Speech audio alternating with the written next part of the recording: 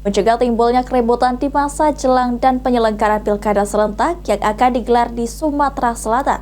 Polda Sumsel meningkatkan calling system di seluruh jajaran Polres Sepolda Sumatera Selatan.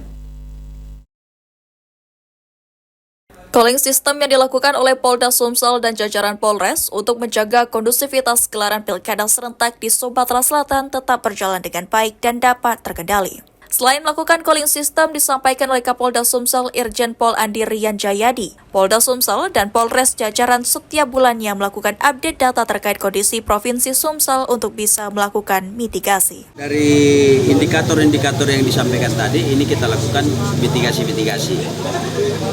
Banyak hal yang dilakukan oleh Polri khususnya selaku penanggung jawab Kamtibmas, mulai daripada kegiatan-kegiatan rutin yang kita tingkatkan, kemudian langkah-langkah pendekatan persuasi kepada seluruh komponen, termasuk juga ada yang namanya Polda Sumsel dan jajaran sendiri menurut Irjen Pol Andi Rian Jayadi terus berupaya menjaga kondusivitas keamanan di Sumsel dengan beragam upaya yang dilakukan. Firman Hidayat, PAL TV.